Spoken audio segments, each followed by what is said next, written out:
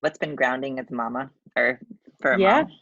yeah. Let's start there, Megan. Roll it. What's been grounding? I know yesterday we were like, there's some real stuff coming up for mamas right Yeah. now. And this is a huge thing that impacts our health. And I had some thoughts about what I wanted to talk to you about today, but I like what you're doing to manage things. I mean, there's things you're doing, and then there's the hard stuff too. But uh, you were just saying that you made one move that's been helpful.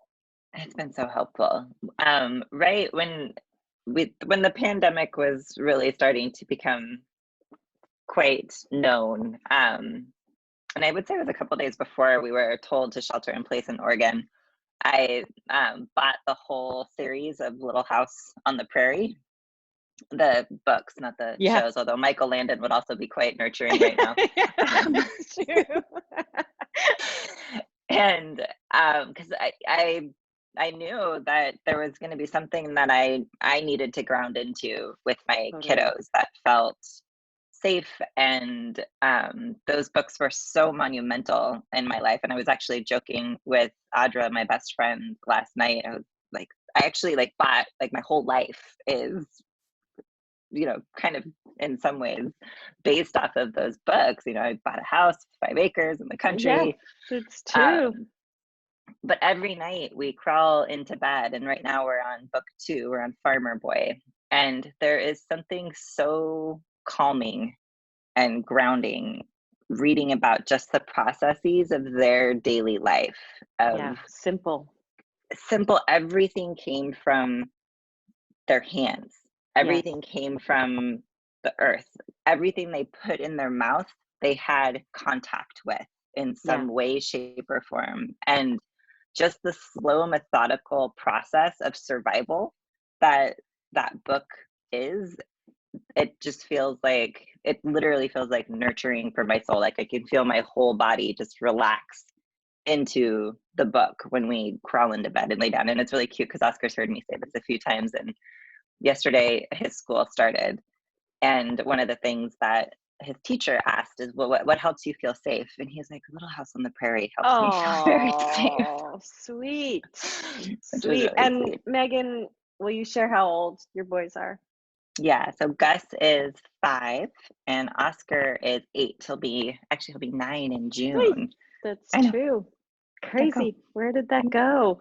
Yeah, I have a couple of thoughts. I mean, I don't know if you know, I actually like once ran away because I wasn't allowed to watch The Little House on the Prairie one I week. didn't Like it know was that. that pivotal to me. And what I love about this is a practice. And of course, in functional nutrition, we're talking about diet and lifestyle, and all things matter. All things matter. And calming our nervous systems down matters, especially in a time where we have so little control. Where can we bring in that influence? And you're inviting influence for the nervous system by bringing in stories that are calming and the antithesis of what's going on in the news, like, getting back to basics, but also brings you to your childhood. Like there's layers in there.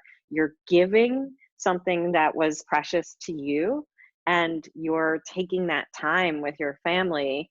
My ritual with Gilbert, my 19-year-old right now, doesn't look as sweet as that, but we are finding our ritual of the thing we do together every night. That is our ritual together. It happens to be a TV show I won't share, but it's his choice, like Yeah. it was his choice at this point. He wanted me to watch something for a certain reason, and I embrace that and go into it. So it becomes a nightly ritual. Yours is much sweeter. There's no cuddling on my end, but that that opportunity to calm down your nervous system and what makes you feel calm, it's so important.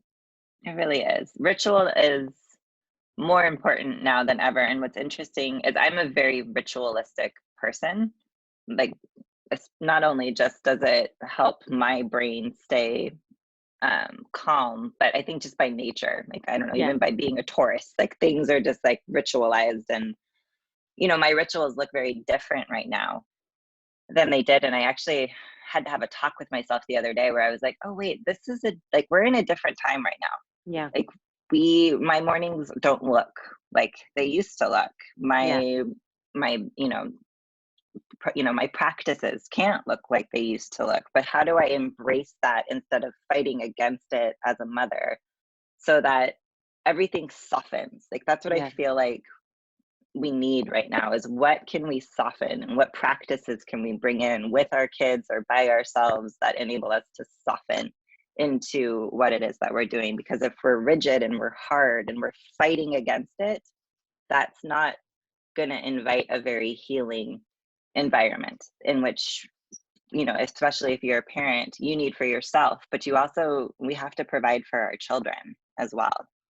Yeah, Double so duty. beautifully said, Megan. And I think that is our invitation today for people. Where can you soften? Where are you recognizing that you're holding tight and fighting against what is? And where can you, for yourself and for those around you, if there happen to be any around you? I know some people are alone and some people are on top of each other, and there's all these grass is greener situations all around us, and we're all in it together. So where collectively can we soften? And for yourself, where can you bring in some ritual or some opportunity that allows you to soften? Megan, Mhm. thank you for sharing with us and reminding My us about pleasure. Little House on the Prairie.